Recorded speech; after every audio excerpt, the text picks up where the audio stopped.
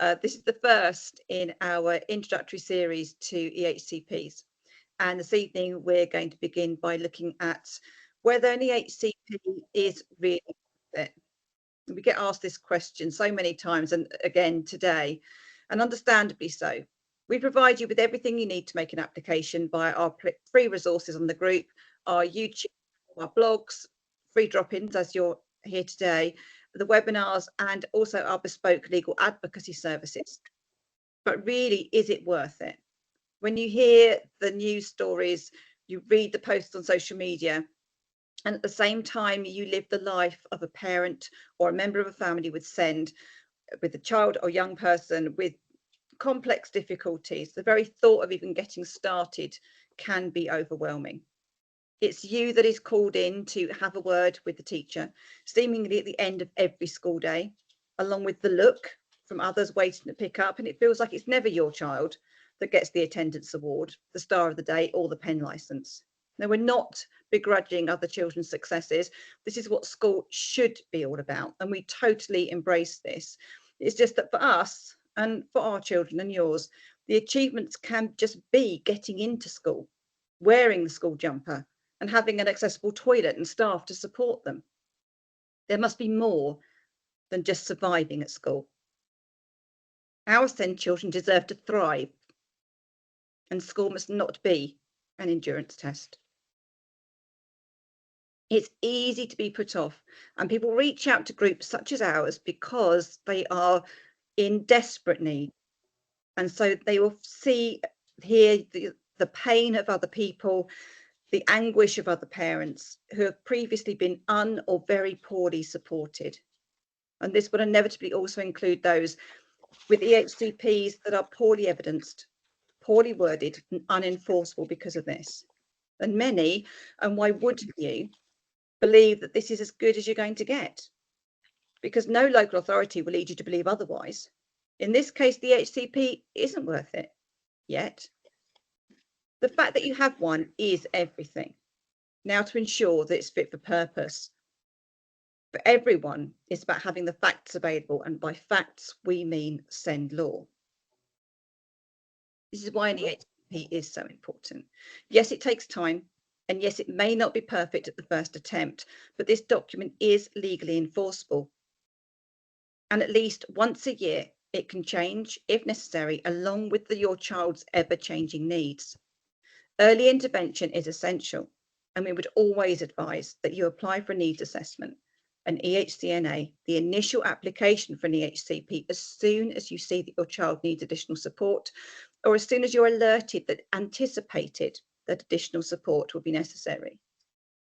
The EHCP provides support from birth to age 25. It's rare for a very young baby to have an EHCP, but the law remains and will be enforced if the evidence is there to support it. SEND myths are everywhere, and they grow and they are perpetuated. We see and hear them every day, and local authorities use policy and not law. So, how do you find your way through the EHCP maze?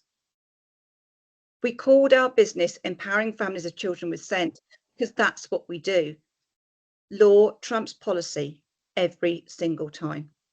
Arm yourself with the law and you will be a force to be reckoned with. Yeah, I wanted to just mention a couple of things about law trumping policy, Sarah, because I think that's one of the phrases we use with parents a lot, isn't it? It's a really difficult thing for parents to understand. I was meeting with a parent today and she was really frustrated that the local authority, she's in tribunal, she was really frustrated that the local authority are not using law. They're relying on their policy and they're gaslighting her, really. I mean, they're telling her this is how it must be, this is how it should be, we're right because this is what we should be doing.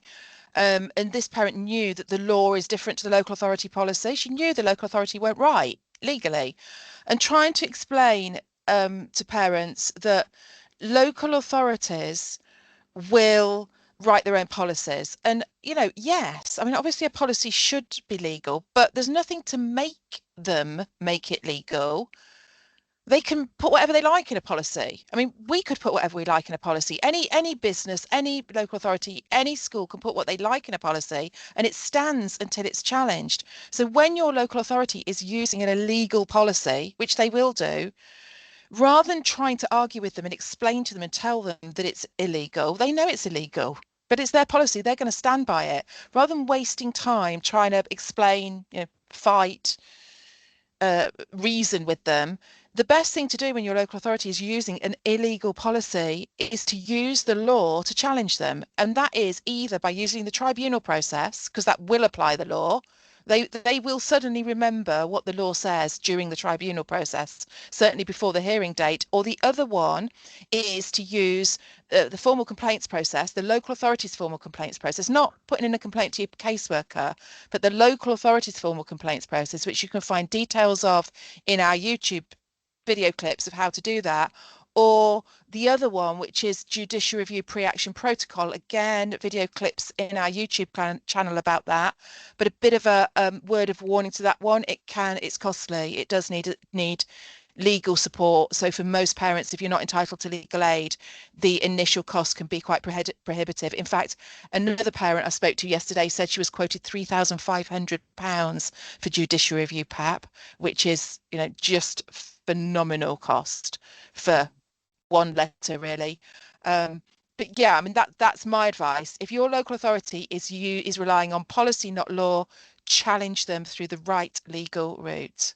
Absolutely. And a parent can apply for an EHCP, and we have resources that will enable you to do just this.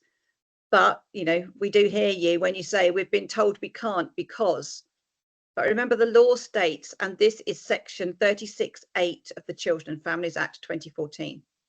The child or young person has or may have special educational needs, and it may be necessary for special educational provision to be made for the child or young person in accordance with an EHC plan. Now, as we've just said, many local authorities invoke their own policy, whereby insisting that it may be necessary is changed to it has been proven to be necessary. This is not legal. This is policy and not law. Remember the case law, which I'm going to give you now. The issue at the initial stage is a provisional and predictive one. It's only when an assessment has been made that a definitive decision has to be made. And that case law is Cambridgeshire County Council versus FL-J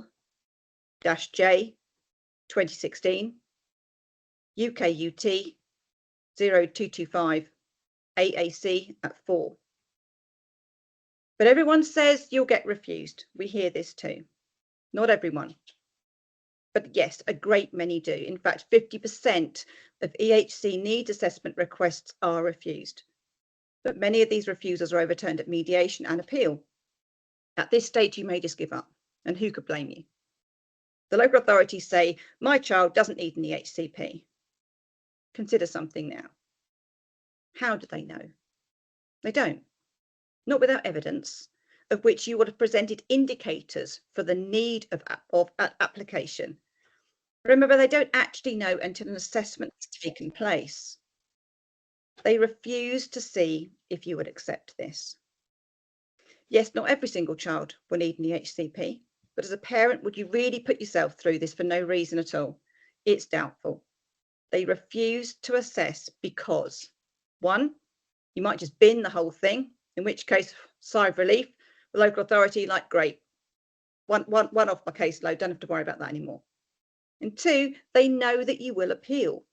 And with the current refusal to assess on papers at 5 months, this is at least half a year's worth of funding they've saved.